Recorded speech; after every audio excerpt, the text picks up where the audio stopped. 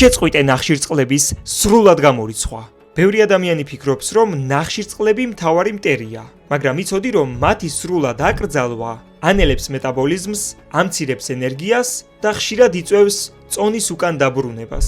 ყველაზე დიდი შეცდომაა, როდესაც ნახშირწყლებს მთლიანად ვზღუდავთ. კი შეიძლება სწრაფად დაიკლო, მაგრამ ამ დროს ცხიმთან ერთად იკლებ კუნთსაც. მეტაბოლიზმი ნელდება და მუდმივად გაქვს ლტოლვა კონკრეტული საკვების მიმართ. ამის შედეგად კი ყველაფერი ორმაგად გიბრუნდება.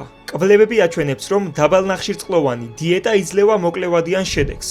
ხანგრძლივ წარმატებას სწორედ ნახშირწყლების სწორი წყაროები გაძლევს და არა მათი სრულად ამოღება. ნახშირწყლების სრულად აკრძალვის ნაცვლად დააკვირდი, საიდან იღებ ამა თუ იმ ნახშირწყალს.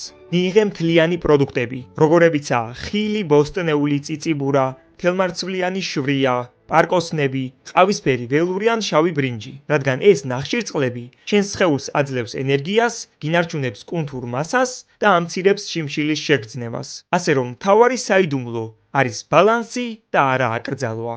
ნახშირწყლები მტერია მხოლოდ მაშინ, როცა ის მოდის ტკბილეულიდან, ცომეულიდან, გადამუშავებული პროდუქტებიდან და ტკბილი გაზიანი სასმელებიდან. თუ გინდა რომ ზუსტად იცოდე, როგორ უნდა გადაანაწილო ნახშირწყლები ისე, რომ წონაში დაიკლო და შედეგი შეინარჩუნო, დაწერე კომენტარებში სიტყვა გასაუბრება და კონსულტაციაზე ერთად განვიხილოთ კონკრეტულად შენი შემთხვევა. თუ გსურს ცხიმის დაკლება და შედეგის შენარჩუნება, აი რა უნდა გააკეთო ამის ნაცვლად.